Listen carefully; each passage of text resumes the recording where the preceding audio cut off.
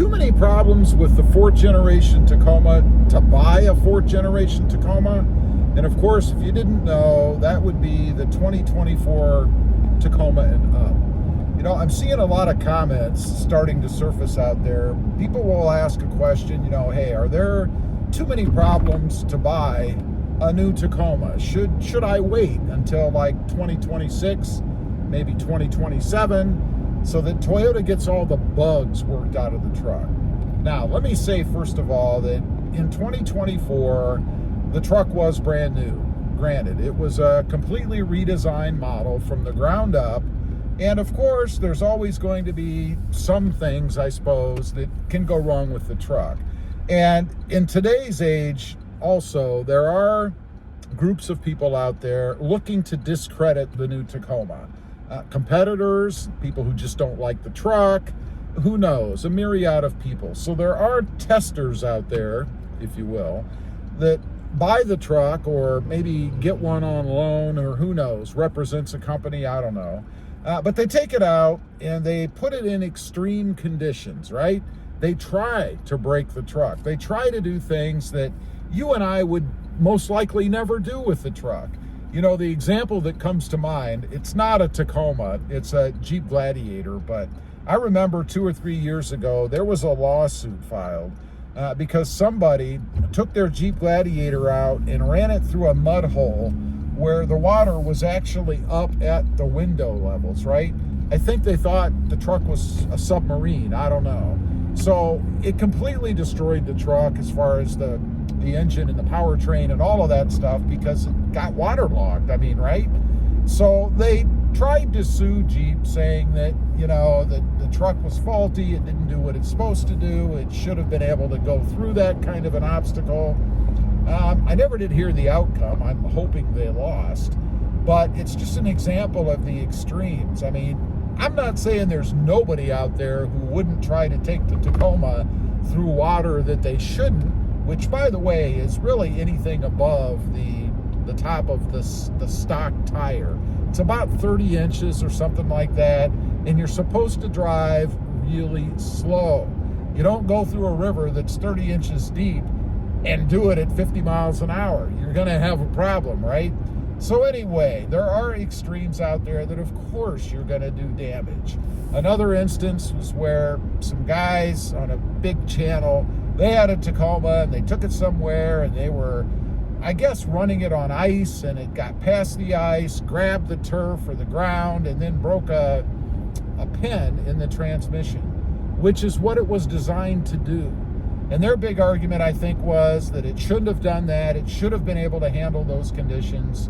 Well, I don't think you're supposed to rev the truck up to 60, 70 miles an hour, tire spin, and then suddenly give it traction so that it slams. Something's going to break. It's designed to break so that it doesn't ruin the rest of your drive line. And that's what happened with that truck.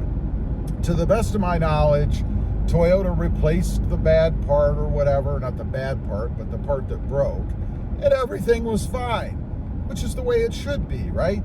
Some other ticky-tacky things I'm hearing, things about trim panels falling off inside the truck. This one really makes me wonder because I have the same panels in my truck, right?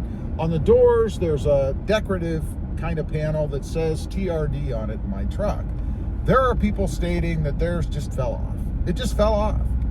And I'm thinking, you know, are these folks somehow being paid by the competitors to do things in the truck that can cause issues or problems to, I guess, chip away at the quality and reputation of the Tacoma, Toyota?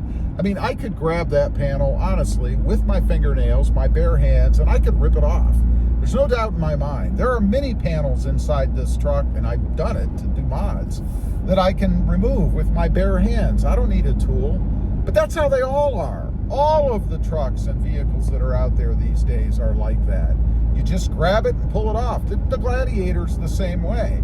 My Tesla's the same way. So it's not something that's unique to Toyota. They just find something that's factually true.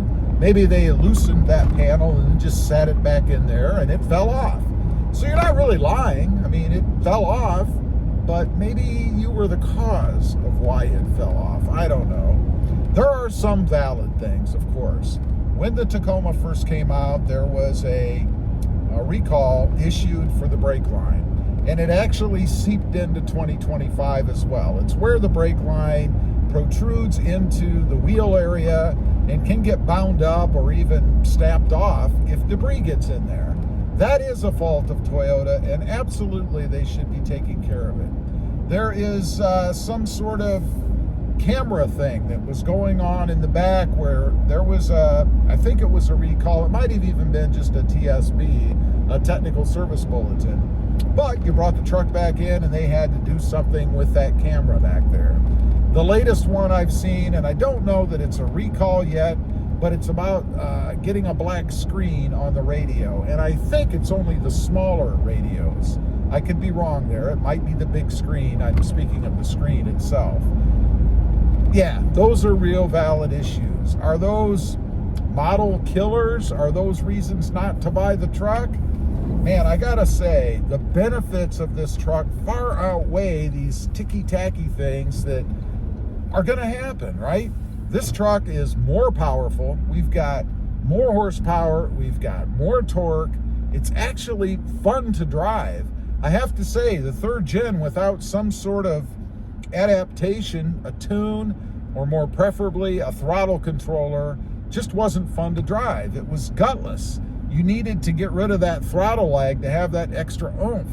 The new Tacoma is much, much better. Now, it can be even better. I've talked about ways that I've increased the horsepower and torque in mine that makes it even more fun to drive.